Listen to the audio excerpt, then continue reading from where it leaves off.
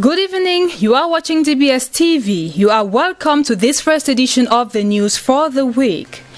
Every year, the international community observes the 2nd of November as a day to end impunity for crimes against journalists. In Cameroon, like other countries, journalists have been known to suffer untold hardship, abuse of their rights, and even death from individuals who believe they are untouchable. Most of these crimes go unpunished, and such impunity leads to more abuses and killings, and is often a symptom of worsening conflicts and the breakdown of the law.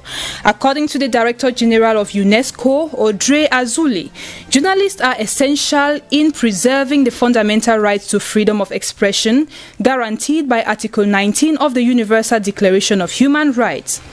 We need to act urgently and work together as one. This is why UNESCO is launching the COVID-19 Global Education Coalition today. We have on board members of the UN family, civil society organizations, media companies, IT partners. They have eagerly stepped forward to share their talent, tools and technology to tackle content and connectivity gaps. Together we will help countries design and deploy innovative and context-sensitive solutions that leave no one behind. Impunity damages whole societies by converging up serious human rights abuses, corruption and crime. Governments, civil society, the media and everyone concerned to uphold the rule of the law are to join in the global efforts to end impunity.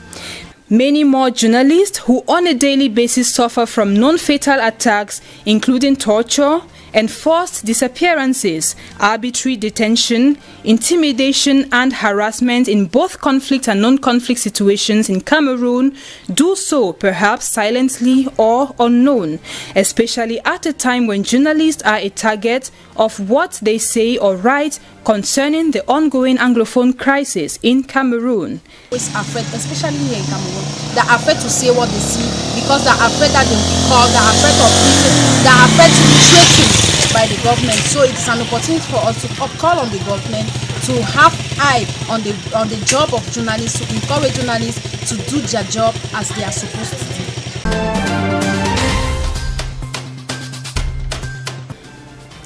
A shortage of classrooms, lack of toilets and of playing grounds, dilapidated and poorly equipped infrastructure. These are the words that describe a good number of schools in Fumban, West region of Cameroon, as observed by Mayor Patricia Ndam-Joya and her team while visiting the schools. This is part of a 3-day tour she embarked on as part of her municipality's agenda with regards to education, with the objective to ensure a safe and suitable learning environment for students and pupils.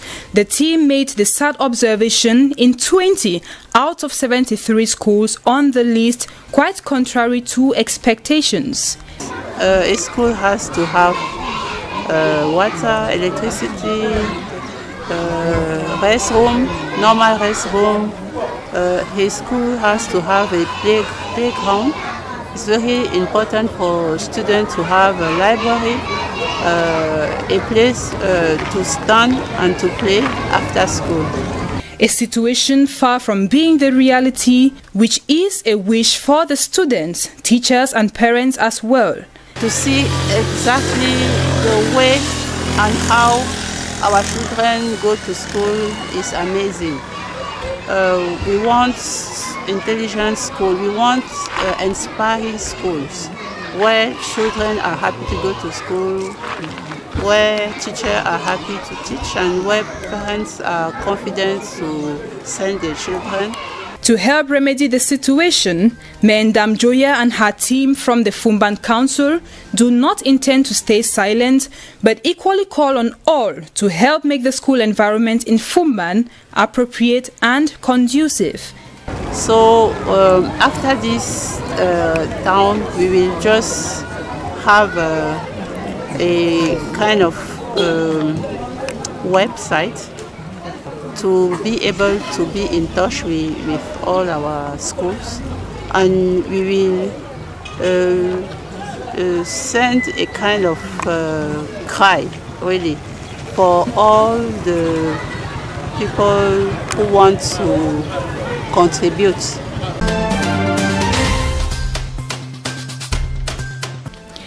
In other news stories, opposition candidates in Ivory Coast on Sunday called for a civil transition from incumbent President Alassane Ouattara's government a day after the election. Official results showed Ouattara won all 20 of the districts that were announced from Saturday's vote by the Electoral Commission. Results from the other 88 districts are expected to be announced later early on Monday. The president has been expected to win re-election after his opponents called for a boycott of the vote in protest of what they say is an illegal bid to hold on to power.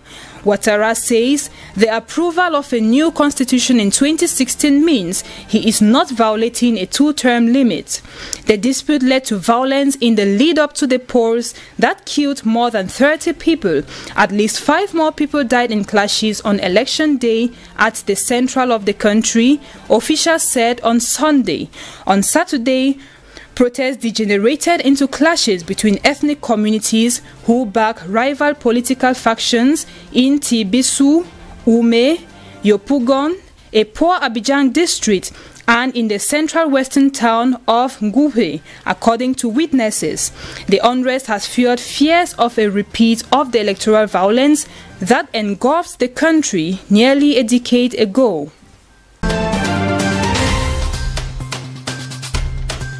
In Senegal, President Macky Sall on Sunday appointed a new cabinet made up of 33 ministers and 4 secretaries of state, just few days after dissolving the government.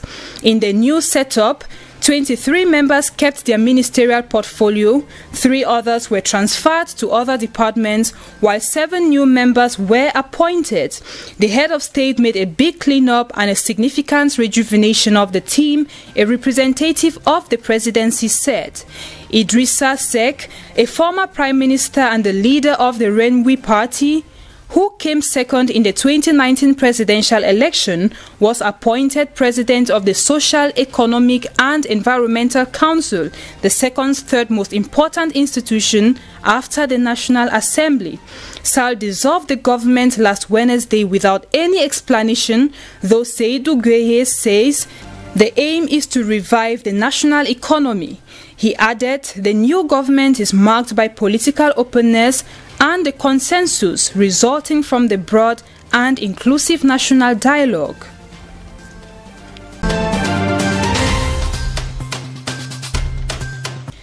The contenders for the presidential and legislative elections scheduled for December 27 in the Central African Republic began Sunday to submit their candidacies at the headquarters of the National Election Authority. Amongst the 8 candidatures already submitted, out of the 15 declared candidates, there is that of President Faustin Archange Touadéra, elected in 2016 and who will seek a second term in December, as well as Anissé Georges and Martin Ziguele, both former first ministers and bigwigs of Central African Republic's politics. The December pause raises fears of a return of violence in a country controlled 2/3 by armed groups and ravaged by civil war since a coalition of predominantly Muslim rebels, the Seleka, overthrew the regime of President François Bozizé in 2013. Coming from a majority ethnic group in the Central African Republic, Mr. Bozizé could be President Touadéra's main opponent, irrespective of the fact that his candidacy risks being invalidated by the country's electoral code, requiring that candidates to prove 1 year of residence in the country. He returns to his country last year after 7 years of exile.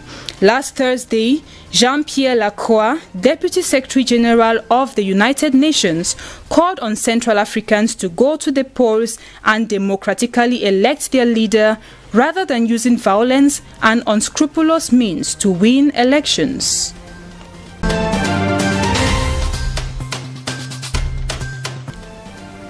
Still in Africa, Algerians on Sunday voted a referendum to revise the constitution after longtime President Bouteflika was forced to resign last year following mass protests. President Abdelmadjid Tebboune and the powerful military had presented the new constitution as a sign that they had addressed the causes of public anger that prompted mass weekly protests for more than 1 year. The government hopes it will neutralize the Iraq protest movement and will bring in a new Algeria. However, Sunday's turnout of only 23.7%, according to the election body, showed dull backing for a vote that many members of the Iraq street protest movement had decried as a sham intended to quash their movement. The referendum result is announced this Monday, November 2nd.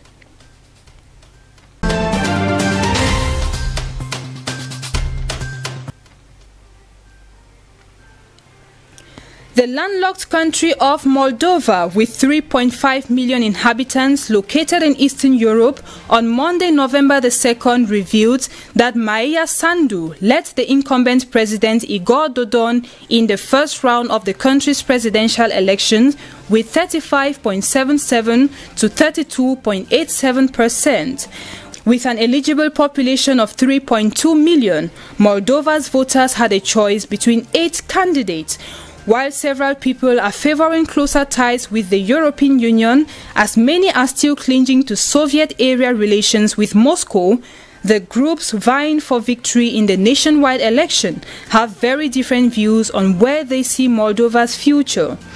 Sandu, who is standing as presidential candidate for the second time, has promised to secure more financial support from Brussels, while President Dodon, who is seeking a second term in office, has pledged to roll out a settlement next year for the breakaway Russian-speaking region of Transnistria.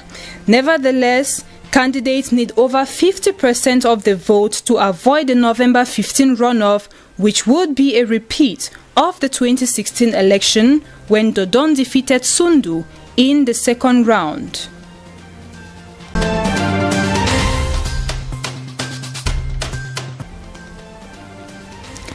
In the U.S. presidential election, it is just few hours to the polls. With Americans galvanized by the stakes, the election has already mobilized a record number of early voters.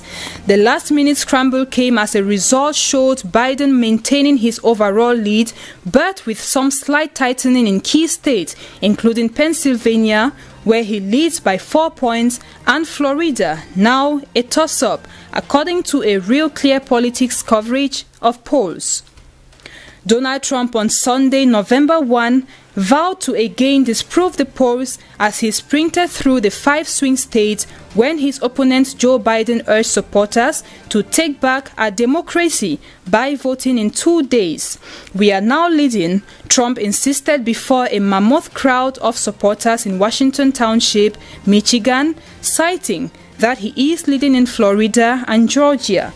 Having spent a whole day in Pennsylvania, the former Vice President Joe Biden had a drive-in rally in Philadelphia where he said, "In 2 days, we can put an end to a presidency that has divided this nation." However, a record of 93 million early votes have already been cast, according to the nonpartisan U.S. Elections Project, while Democrats are hoping to avoid a repeat of 2016, when votes in just 3 states swung the election.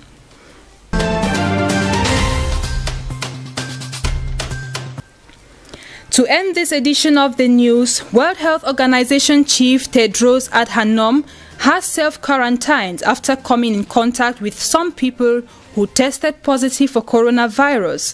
In a tweet last Sunday, he added that he was symptom-free and feeling well, but will self-quarantine over the coming days in line with WHO protocols and work from home, Tedros said. The 55-year-old former Ethiopian foreign minister has been at the forefront of the United Nations Health Agency's efforts to battle the pandemic. Last month, he criticized world leaders who have undermined scientists during the pandemic. He stressed it is critically important that we all comply with health guidance. The World Health Organization urges all individuals to be careful about hand washing, wearing masks, and keeping a distance, and calls on authorities to find isolate, test and care for people with COVID-19, then trace and quarantine their contacts. Tedros' comments come as several European nations, including Switzerland, where the WHO has its headquarters, turned back the clocks to the spring with fresh lockdowns and restrictions aimed at halting the soaring cases and deaths of coronavirus. That was it for this first edition of the week. Thanks for watching. Don't go away. Programs continue on DBS TV. See you tomorrow, same time, God willing. Goodbye.